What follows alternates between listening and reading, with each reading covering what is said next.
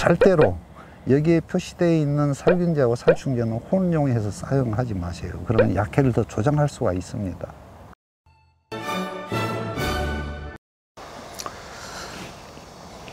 남원시 사과 재배 동업인 여러분, 그동안 잘 계셨습니까? 오랜만에 뵙겠습니다. 이제 장마도 어느 정도 끝나가는 것 같고, 물론 금년에 개화기 이후에 지속된 강우 또 일조 부족 때문에 고생들은 많이 하셨습니다. 그래도 다행스럽게 장마가 좀 일찍 끝나는 것 같습니다. 물론 다음 주에 또 다른 장마 전선이 형성이 돼서 우리나라에 영향을 준다고는 합니다만은, 그래도 금년에는 작년과는 좀 다르게 비가 오더라도 햇볕이 어느 정도 비춰주어서 금년에 과일 발육 상태나 이런 거는 상당히 좋은 것 같습니다. 자, 우리 여기 장 사장님, 네. 금년 상황 어떻게 생각을 하세요? 아직까지는 좋은 것 같습니다. 좋은 거. 어느 정도나 좋아요?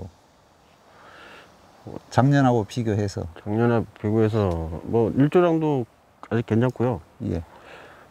비는 많이 왔어도 그래도 지금 과일로 봤을 때도 작년보다도 크고 이파리도 좋고요. 예. 그 다음에 지금 올해 지금 농사 하시면서 특별히 어려웠던 점이나 지금까지 하시면서 특별히 어려웠던 점이나 애로사항이 있었어요? 이제 장마 들어서 이제 비가 자주 오고 하니까 방제를 제대로 못해서 제때 못해서 예. 그게 좀 어렵죠. 근데 지금 과원을 쭉 네. 둘러보면 방제를 제때 못했다고 하셨지만은 네. 잎이나 과일이나 이렇게 모든 게 네. 지금 굉장히 깨끗하거든요. 네. 지금 이제 제가 전국 여기저기 다니면서 과원들을 보면은 지금 금년에 갈색 무늬병이 굉장히 심하게 지금 발생이 되고 있습니다. 어느 경우는 거의 전체 발생된 잎의 약 70% 정도 감염이 됐을 정도로 굉장히 지금 심하게 발생이 되고 있는데, 이 과원은 제가 사전에 둘러봤지만은 갈색 무늬병 병반을 찾아보기가 힘들 정도로 굉장히 깨끗한 그런 상태를 유지하고 있습니다. 그리고 수세도 이제 어느 정도 안정기 단계에 들어선 것처럼 상당히 안정돼 보이고, 또 과일 발육 상태도 상당히 좋게 진행이 되고 있는 것 같습니다. 오늘 촬영하기 위해서 왔습니다만은 사실 이 과원에서는 딱히 문제를 삼고 촬영에 임해야 할 그럴 내용이 거의 없습니다. 병에 좀 굉장히 깨끗하죠.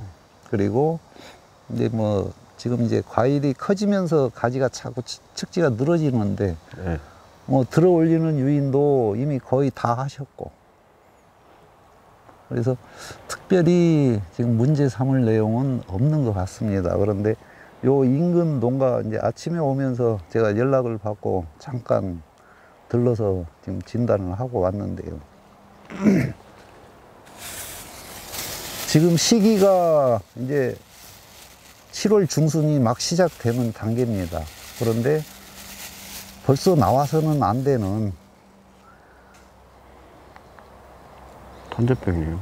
예, 이 탄저병이 벌써 지금 발생이 되고 있습니다. 예년에 비해서 지금 상당히 빠르게 지금 발생이 되고 있어서 앞으로 이 과원 같은 경우는 금년에 또 탄저병 때문에 상당히 고생을 많이 하지 않을까 싶습니다.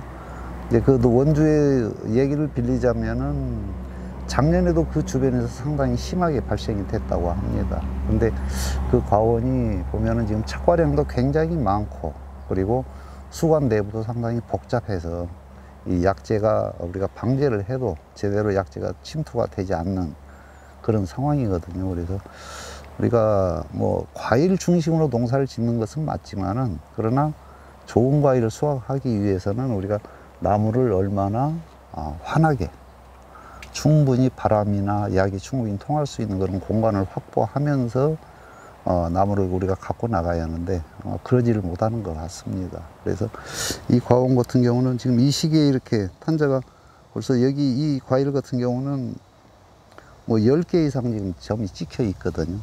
그럼 이거는 굉장히 빠른 속도로 확산할 수 있는 그런 상태입니다. 그래서 앞으로 이제 여기도 아직은 깨끗하지만 네. 금년 날씨 상황으로 보면은 이제 금년에 갈반병이나 아니면은 탄저병이 상당히 좀 극성을 부릴 수 있는 그런 여건이거든요. 네. 그래서 이제 향후 방제하실 때 네. 특별히 좀 신경을 써서 방제를 해 주시기 바랍니다. 네, 알겠습니다. 자, 우리가 농업에서 식물을 키우는 농업에서 이 잎에 대한 중요성을 상당히 얘기를 많이 하고 있습니다. 그런데 사과에서는 잎이 어느 형태로 나오고 어느 위치에 달려 있느냐에 따라서 과일을 키우는데 상당히 차이를 많이 보이고 있습니다. 자, 여기 보시는 것처럼 여기는 어떻습니까? 단과지엽밖에 안 나와 있죠. 네. 뭐 여기도 그러고 여기도 그러고. 그다음에 이제 이런 거는 뭐 과대지는 발생이 됐지만은 상당히 지금 약하게 발생이 됐고, 자, 여기는 어떻습니까?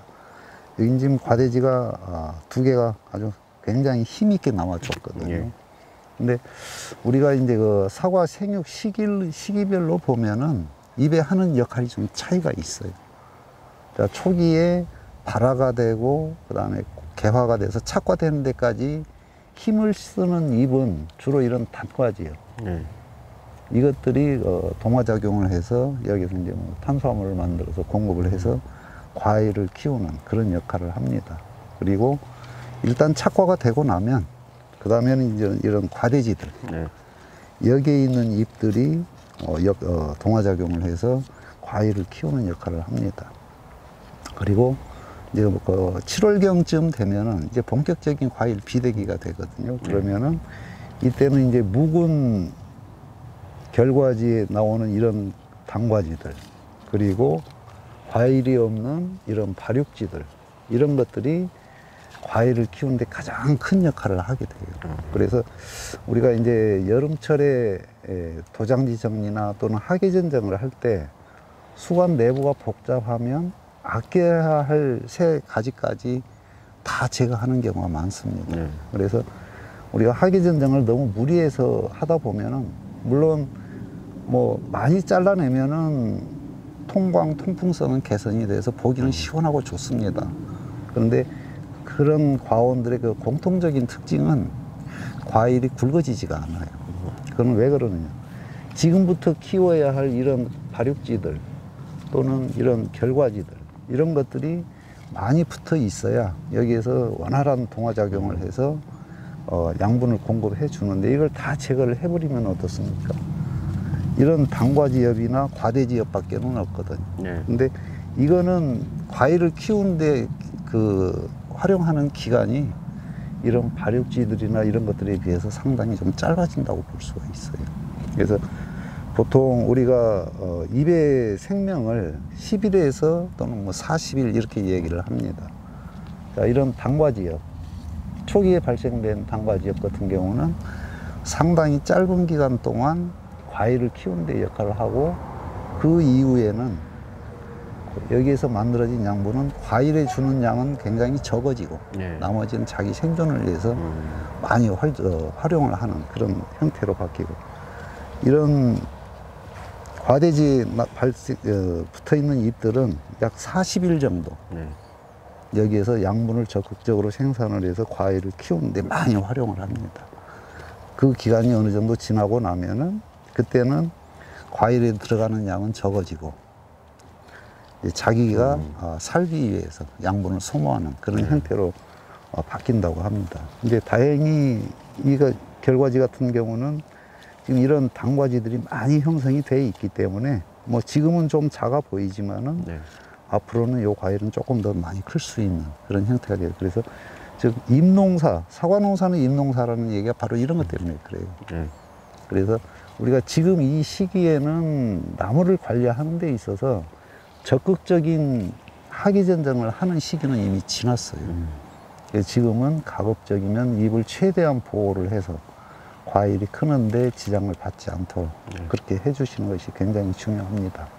근데 뭐 여기는 뭐 수세가 상당히 안정된 상태고, 또 뭐 도장지도 그렇게 많이 보이지는 않습니다. 그래서 지금 만약에 학예전정을 하신다면은 수관 외부 쪽에 이 주간 측지 연장지하고 경쟁되는 도장지 한두 개 정도만 제거하는 쪽으로. 그래서 지금은 상당히 가볍게 해주는 것이 과일을 키우고, 자, 그리고 지금 제일 중요한 거는 사과는 1년 농사로 끝나는 게 아니죠. 예. 사과는 금년 농사도 지면서 내년 농사도 같이 준비하는 그런 특성을 가지고 있습니다. 그래서 지금이 우리 사과에서 내년 농사를 위해서 가장 중요한 시기예요. 즉 내년에 과일을 달아야 할 꽃눈이 만들어지는 그런 시기거든요. 네. 그래서 잎이 최대한 많이 붙어 있어야 좋은 꽃눈도 만들어지고. 근데 지금 상태를 보면은 굉장히 지금 잘 만들어지고 있어요. 근데 만약에 이 시기에 무리하게 학예전쟁을 강하게 해버리면 네. 전부 다 2차 생장을 해버리죠. 그렇죠. 다 그러면 타버린. 2차 생장을 하면은 물론 빨리 맺어주면 꽃은 됩니다. 꽃은 되는데 우리가 흔히 말하는 그 액화과, 네. 그 2차 생장에서 핀 꽃들은 보면은 거의가 왠지. 정화보다는 좀 늦게 피는 예. 그런 특성을 가지고 있거든요. 그래서 지금 이제 2차 생장, 그럼 여기는 뭐 거의 2차 생장이 안 보여요. 그래서 굉장히 지금 꽃눈도 잘 만들어지고 있는 그런 상태라고 볼 수가 있습니다. 그래서 학예전정은 크게 우리가 이제 3단계로 구분을 합니다.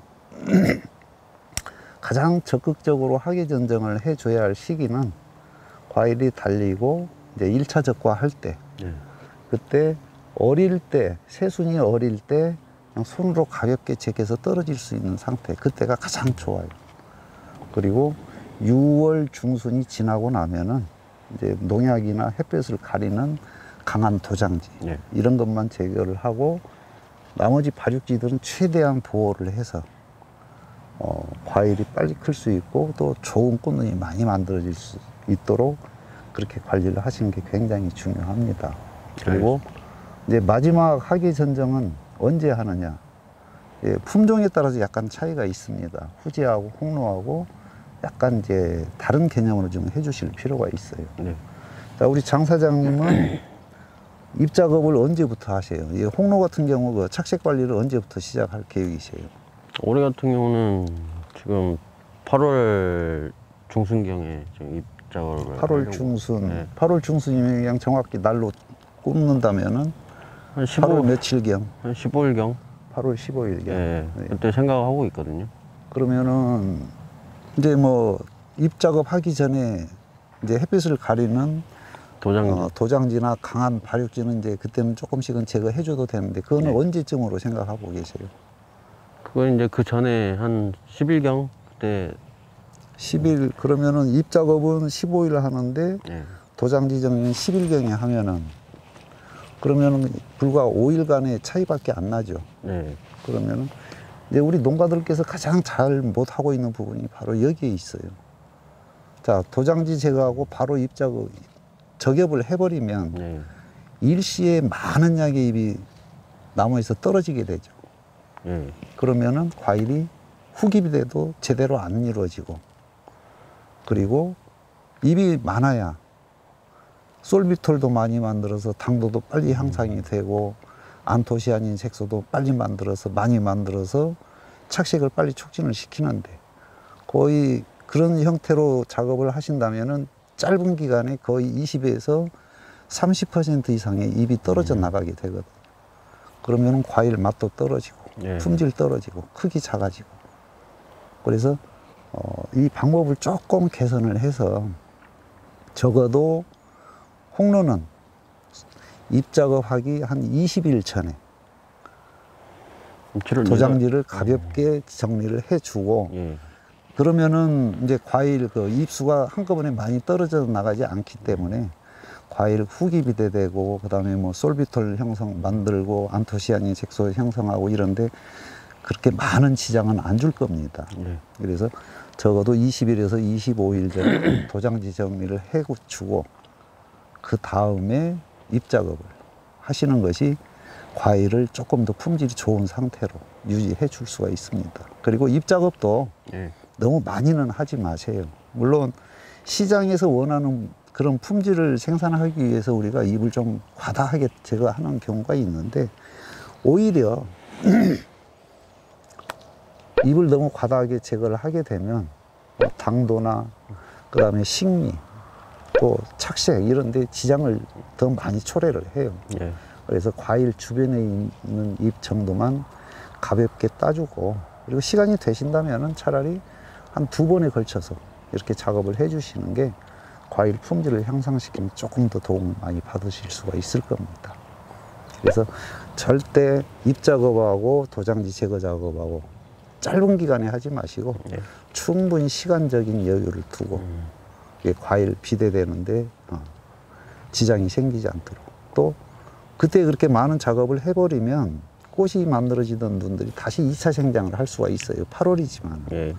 그래서 내년 농사까지 생각을 하신다면은 그런 잎 작업하고 도장지 제거하고 이런 착색 관리하는 것을 충분한 시간적인 여유를 가지고 하시면은 아마 그 전보다는 더 좋은 그런 품질을 생산할 수 있지 않을까 이렇게 봅니다. 네, 또 알겠습니다. 후지는 아직 시간 많습니다. 예.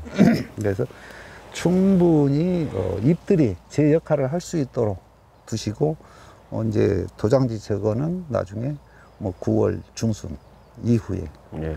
그때도 너무 무리하게 하지 마시고 그냥 가볍게 약하게만. 햇볕 가리는 정도로 예. 가볍게 해서 최대한 늦게까지 잎이 많이 붙어 있을 수 있도록 그렇게 관리를 해 주시기 바랍니다. 예, 알겠습니다. 자, 그리고 이제 우리가 농사 지면서 사과 농사에서 가장 어려운 2가지 병, 갈색무늬병하고 탄저병, 이제 방제가 굉장히 중요합니다. 자, 후지의 경우는 지금 뭐 갈반병이, 갈색무늬병이 초기 발생 단계라면은 뭐 석회보르덱을 사용해 주시는 것이 상당히 좋습니다. 물론 뭐 고온기에 접어들어서니까는 약간 위험성은 있지만, 그래도 입에 어느 정도의 약해는 나올지 몰라도 그러나 병을 확산시키는 것을 억제시키는 효과는 가장 좋습니다. 그래서 만약에 내 과원에 갈색무늬병이 발생이 됐다 그러면 후지 품종 같은 경우는 반드시 석회보르덱을 사용해 주시기 바랍니다. 그런데 이제 우리 농가들께서 보통 보면은 약을 구입을 하시면은 주의사항이나 이런 걸 잘 안 보는 경우가 굉장히 많습니다. 그런데 석회보르덱은 발화기 이전에 쓸 수 있는, 즉 동절기에 쓸 수 있는 제품들이 있고, 그 다음에 생육기에 써도 아무 문제가 없는 제품들이 있고 그렇습니다. 그래서 반드시 이런 부분들을 우리가 어느 약이 됐건 제품을 구입을 하시면 그 사용 설명서를 잘 읽어 보시고 약해를 받지 않도록 그렇게 주의를 해 주시기 바랍니다. 그리고 우리가 병해충 방제를 위해서 쓰는 농약들이 굉장히 많습니다. 그런데 일부 제품들은 고온기 때 사용을 하게 되면 약해를 발생시키는 그런 약들이 몇 가지가 있습니다. 특히 그 약을 살포하고 나서 갑자기 30도 이상 고온이 돼버리면 잎이 노랗게 떨어지는, 우리가 뭐 적엽제를 뿌리는 것보다 더 심하게 낙엽이 떨어지는 그런 제품들이 있습니다. 여기는 뭐 살균제도 몇 종류 있고 살충제도 몇 종류 있고 그렇습니다. 특히 우리가 많이 쓰는 뭐 홀펫이라는 살균제, 그 다음에 데시스라는 살균제, 다코닐 이런 살균제하고, 그 다음에 살충제 중에서는 데시스나 아니면은 제가 지금 이름이 잘 생각이 안 납니다만은 뭐 살균제 한 4-5종류, 그 다음에 살충제 한 4종류, 이렇게 이런 제품들은 반드시 사용하시기 전에 사용 설명서를 읽어 보시고 그래야 약해를 받지 않을 수가 있습니다. 근데 아마 자료 화면에는 나갈 겁니다. 약을 썼을 때 이런 피해를 받을 수 있는 제품들. 그래서 제가 여기에 해당되는 약들은 별도로 자막으로 해서 보내드리도록 그렇게 하겠습니다. 그래서 우리가 어차피 병해충 방제를 위해서 쓰는 목적인 만큼 가급적이면 병해충 예방은 하는데 약해는 받지 않도록 우리가 약을 선택하고 사용하는 데 있어서 조금 더 조심스럽게 접근하실 필요가 있습니다. 만약에 이런 자막에 나가는 제품들을 사용하실 때에는 가급적이면 새벽에 일찍 사용하시든지 아니면 뭐 오후 늦은 시간에 온도가 30도 이하로 떨어지는 시간에 사용을 하시면은 이런 약해 부분은 줄일 수가 있습니다. 그리고 절대로 여기에 표시되어 있는 살균제하고 살충제는 혼용해서 사용하지 마세요. 그러면 약해를 더 조장할 수가 있습니다. 그래서 그런 부분들을 조금 더 조심해 주시기 바랍니다. 자, 여기 보시면 지금 여기는 홍로입니다. 홍로인데 지금 여기 보시면은 갈색무늬병이 지금 많이 지금 감염이 되어 있는 상태입니다. 여기 그리고 여기도 그렇고, 그다음에 이제 저 안쪽에도 보면은 상당히 감염이 많이 됐습니다. 근데 이제 다행인 거는 그래도 일찍 우리 원주께서 예찰을 해서 자문을 구해서 지금 여기는 석회보루덱을 일찍 살포를 한 곳입니다. 그래서 지금 뭐 병은 더 이상 지금 진행은 안 되고 있는 것 같습니다. 그래서 이 상태로 딱 뭐저만 준다면은 앞으로 이제 방제에 조금만 더 신경을 써 주신다면은 아마 갈반병은 많이 발생이 됐지만은 그렇게 크게 뭐 낙엽이 되는 그런 피해는 없을 걸로 이렇게 봅니다. 그래서 앞으로 이제 그 약지 살포하실 때 예. 조금 더 신경을 써서 평소에 하던 양보다는 뭐 좀 더. 한 차 정도 더 살포를 한다 하고 예. 흠뻑 약이 묻을 수 있도록 그렇게 방제에 조금 더 신경을 많이 써주시기 바랍니다.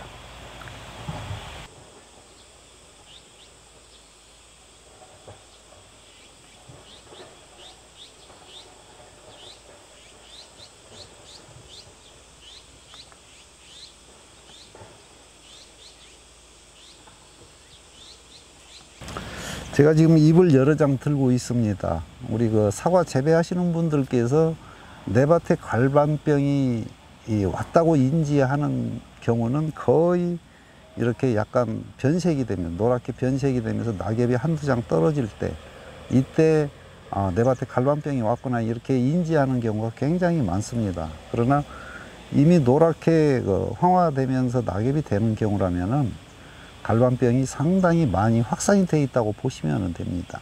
그래서 갈반병이 됐건 응애가 됐건 초기에 밀도가 낮을 때, 초 발생할 때 얼마나 빨리 예찰해서 찾아내느냐가 이 병을 관리하는데 금년 농사의 성패를 좌우할 수가 있습니다. 그래서 우리가 이제 금년처럼 비가 자주 오고 뭐 6월 중순까지 온도가 낮은 이런 해에는 갈색무늬병이 됐건 탄저병이 됐건 상당히 많이 번질 수 있는 그런 기상 여건 상태였거든요. 그래서 이런 기상 여건이 매년 지금 반복이 되고 있습니다. 그래서 우리가 갈색무늬병을 초기에 예찰하는 방법은, 자, 여기는 아마 이런 정도는 우리 농업인들께서 찾아내기가 상당히 어려울 거예요. 물론 병이나 이런 데 상당히 그 조예가 깊으신 농가들은 이런 병 증상이 나오면 바로 찾아내서 그 대책을 세우시겠지만은 거의 모든 농가들이 지금 이 상태가 돼야 우리가 인지를 하는 경우가 있습니다. 아니면 여기 보시는 것처럼 이제 검게 변하는 상태, 이 정도에서만 찾아내도 우리가 어느 정도는 대책을 세울 수 있는 단계가 됩니다. 그렇지만은 수시로 예찰을 하셔서 뭐 농작업 하실 때 뭐 수관 안쪽에 있는 오래된 잎들을 예찰을 해보면은 응애 찾기도 쉽고, 그리고 이런 갈색무늬병 초기 병증을 찾아내기가 굉장히 쉽습니다. 그래서 그냥 작업하실 때 거기에만 몰두하지 마시고 이런 잎의 상태나 이런 것들을 잘 살펴서 병이 초기에 발생됐을 때, 이때는 우리가 관리하기 쉽고 뭐 방제 한 번만 해도 확산을 예방할 수 있는 그런 단계가 되기 때문에 초기에 반드시 예찰을 잘 꼼꼼하게 해서 병이 확산되지 않도록 그렇게 관리를 해 주시는 게 이 갈색무늬병은 가장 중요한 그런 방제 방법이 아닌가 이렇게 볼 수가 있습니다. 자, 금년 기상 여건이 녹록지가 않습니다. 뭐 개화 전부터 개화 후 착과된 때까지 뭐 잦은 강우, 일조 부족, 그리고 또 낙과 현상, 또 갈반병이 다른 해보다 조금 더 많이 발생이 되고 있고, 또 탄저병도 벌써 지금 나오기 시작했습니다. 앞으로 우리가 이제 홍로는 2달 남았습니다.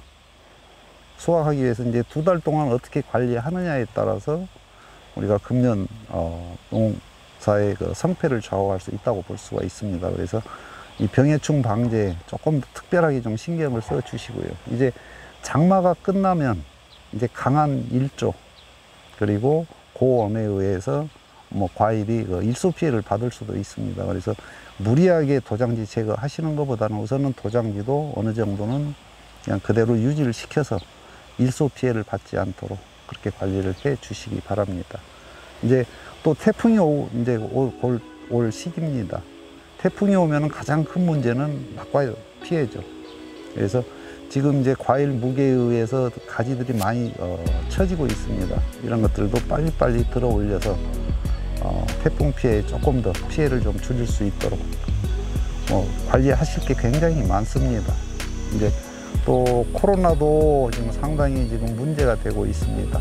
그래서 우리가 이런 건강 관리나 또는 과원 관리 조금 더 신경을 써서 뭐 여러 가지 피해를 받지 않도록 그렇게 신경을 써 주시기 바랍니다. 자, 저는 오늘은 여기서 마무리 짓도록 하고요. 다음에 또 뵙도록 하겠습니다. 감사합니다.